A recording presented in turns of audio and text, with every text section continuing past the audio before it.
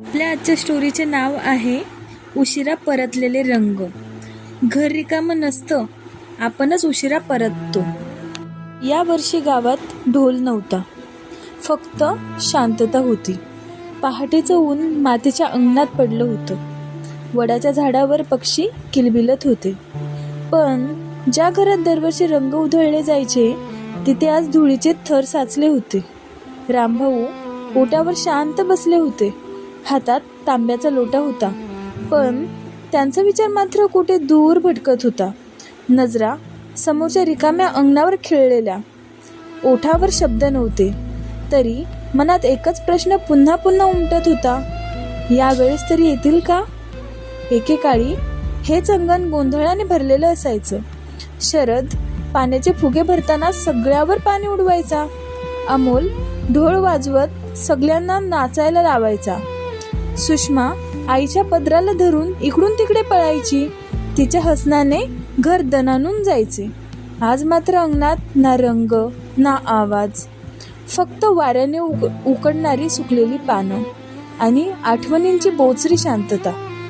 सुमित्राबाई स्वयंपाकघरात शांतपणे पुरणपोळ्या लाटत होत्या. पोळपाटावर फिरणाऱ्या लाटण्याचा मंद आवाज घरभर पसरला होता. गॅसवर तव्यावर पोळी फुगत होती आणि तुपाचा सुगंध हवेत दरवळत होता. तेवढ्यात रामभाऊ आत आले. त्यांनी थोडंसं हसत विचारलं, अगं किती करणार? आपण दोघंच आहोत. सुमित्राबाईंनी हात न थांबवता हलकंच हसू केलं. 4 जास्त केलं तर काय होतंय? मुलांना आवडतात ना, त्या सहजपणे म्हणाल्या. पण त्या शब्दामागे दडलेली आशा लपली नव्हती. क्षणभर दोघांमध्ये शांतता पसरली. त्या शांततेत 6 वर्षाची वाट पाहणं दडलेलं होतं. गेल्या 6 ओळ्यांपासून त्या प्रत्येक वेळी जास्त पुरणपोळ्या करतात. कदाचित यंदा तरी मुलं दार थोठवतील या आशेने. दुपारचं ऊन कडक झालेलं होतं. घरात एक प्रकारची सुन्न शांतता पसरली होती. जेवण आटोपून रामभाऊ ओट्यावर येऊन बसले आणि सहजच मोबाईल हातात घेतला. थोडा वेळ स्क्रीनकडे बघत राहिले, जणू काही उघडायचं की नाही याचाच विचार करत होते. शेवटी त्यांनी कुटुंबाचा व्हॉट्सॲप ग्रुप उघडला. स्क्रीनवर रंगांची उधळण उधळली होती. शरदच्या शहरातील फ्लॅटच्या टेरेसवर डीजे लावलेला, मोठे स्पीकर्स, रंगीबिरंगी पिचकाऱ्या, मित्रमंडळींचा गोंधळ. अमोलने सेल्फी टाकला होता, चेहरा पूर्ण गुलालाने माखलेला. सुषमा मुलांसोबत हसत उभी होती आणि मधोमध नातवंड रंगात भिजलेली, डोळ्यात निरागस चमक. खाली कॅप्शन होतं, सिटी होली वाइब्स. रामभाऊ काही क्षण फोटो न्याहाळत राहिले. चेहऱ्यावर हलकंसं हसू उमटलं, पण डोळ्यात मात्र पोकळी होती. त्यांनी काहीही न बोलता मोबाईल सुमित्राबाईंच्या हातात दिला. ती हळूहळू फोटो बघू लागली. एक एक चेहरा जणू हाताने स्पर्श करत असल्यासारखा पाहत होती. किती मोठा झालाय बघा ना तू, ती हलक्या आवाजात म्हणाली. तिच्या आवाजात अभिमान होता, पण आतून कुठेतरी तुटलेपणाही.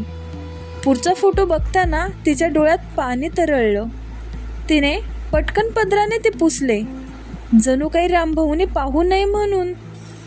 चेहऱ्यावर हसू ठेवण्याचा प्रयत्न केला, पण डोळ्यातील रिकामेपणा लपवता आला नाही. घरात पुन्हा शांतता पसरली आणि मोबाईलच्या स्क्रीनवरील रंग हळूहळू फिके वाटू लागले. टेबलवर फक्त 2च ताटं मांडलेली होती. भाजी, पुरणपोळी, थोडा भात, सगळं नेहमीसारखंच, पण तरीही काहीतरी कमी. एकेकाळी याच टेबलाभोवती 6 ताटं रचलेली असायची. कोणाला जास्त तूप, कोणाला कमी साखर, कोण आधी बसणार यावरून भांडणं आणि त्या गोंधळात सुमित्राबाईंचं हसणं. आज मात्र शांतता.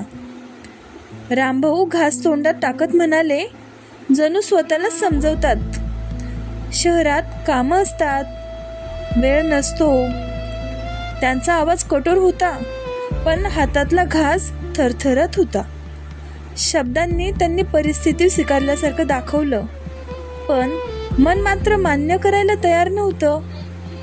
सूर्य मावळतीला झुकला तसं अंगणात लांब सावल्या पसरल्या. रामभाऊंनी कपाटातून जुना ढोल बाहेर काढला. धुळीचा थर झटकला आणि हलकेच हात फिरवला. ढोलाचा आवाज निघाला, पण तो भरलेला नव्हता, पोकळ होता, जणू घरासारखाच. दारात सुमित्राबाई शांत उभ्या होता.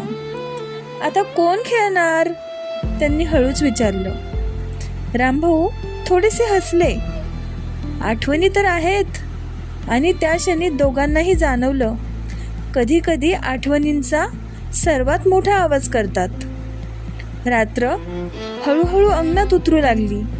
आकाशात चांदण्या उमटत होत्या आणि घराभोवती पुन्हा एकदा शांतता पसरली होती. सुमित्राबाई देवाजवळ दिवा लावत होत्या, तर रामभाऊ ओट्यावर बसून अंधाराकडे पाहत होते. इतक्यात दुरून गाड्यांचा हलका हलका आवाज कानावर आला. पहिल्यांदा त्यांना वाटलं कोणीतरी रस्त्याने जात असेल, पण आवाज थांबत नव्हता, उलट जवळजवळ येत होता.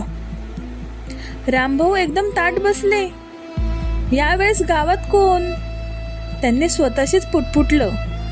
क्षणाक्षणाला आवाज स्पष्ट होत गेला आणि पुढच्याच क्षणी घरासमोर एक नाही, दोन नाही, तीन गाड्या येऊन थांबल्या. 3 सेकंद पूर्ण शांतता. दारावर हलकीशी टकटक झाली. रामभाऊंच्या हातातलं हृदय धडधडू लागलं. त्यांनी हळूच दार उघडलं. हॅप्पी होली बाबा. समोर शरद उभा होता, त्याच्या शेजारी अमोल, थोड्या अंतरावर सुषमा आणि मागून रंगांनी माखलेली नातवंड धावत आत आली. आजोबा, मला रंग लावा ना. नातू आनंदाने ओरडला. स्वयंपाकघरातून बाहेर येताना सुमित्राबाईंच्या हातातून पळी खाली पडली. त्या क्षणातच त्यांनी सुषमाला घट्ट मिठी मारली. अचानक कस काय? त्यांचा आवाज थरथरत होता. शरद हसत म्हणाला, आई, शहराची होळी खूप झाली, आता गावाची खेळायची होती. अमोल थोडा गंभीरपणे म्हणाला, दरवर्षी फोटो टाकायचो, पण तुमचे चेहरे आठवलं की गिल्ट वाटायचं. आणि त्या क्षणी घराच्या शांत भिंतींना पुन्हा एकदा रंगाचा, हास्याचा आणि परतीच्या आनंदाचा स्पर्श झाला. नातू धावतच स्वयंपाकघरात शिरला. तव्यावरचा गोड सुगंध त्याच्या नाकापर्यंत पोहोचला होता. आजी, पुरणपोळी आहे का? त्याने निरागसपणे विचारलं. सुमित्राबाई क्षणभर त्याच्याकडे पाहतच राहिल्या. डोळ्यात पाणी दाटलं, पण ओठावर हसू उमटलं. त्यांनी त्याच्या गालावर हात फिरवला.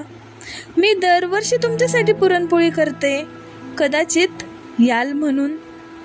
त्या शब्दांमध्ये 6 वर्षांची वाट पाहणं होतं, 6 होळ्यांची शांतता होती आणि आज अखेर पूर्ण झालेली एक आशा होती. रामभाऊंनी कोपऱ्यात ठेवलेला जुना ढोल उचलला. यावेळी त्यांनी हाताने ठेका दिला आणि आवाज पोकळ नव्हता, भरगच्च, जिवंत आणि आनंदाने दणाणणारा होता. अंगणात पुन्हा रंग उधळले गेले. नातवंड धावत होती. शरद आणि अमोल एकमेकांना रंग लावत होते. सुषमा आईच्या कपाळावर गुलाल लावत हसत होती. भिंती पुन्हा रंगांनी माखल्या होत्या. घर पुन्हा एकदा जिवंत झालं होतं. रात्र सरत आली. सगळे अंगणात गोल बसले. हसणं थोडं शांत झालं होतं. नातू रामभाऊंच्या मांडीवर डोकं ठेवून झोपला होता. आकाशात चंद्र शांत चमकत होता. रामभाऊ वर बघत हळूच म्हणाले, घर रिकामं नव्हतं, आपणच उशिरा परतलो. सुमित्राबाईंनी त्यांच्या खांद्यावर डोकं टेकवलं. डोळ्यात समाधान होतं आणि त्या शांत रात्रीत एक सत्य अलगद उमटलं. घर रिकामं नसतं, आपणच उशिरा परततो.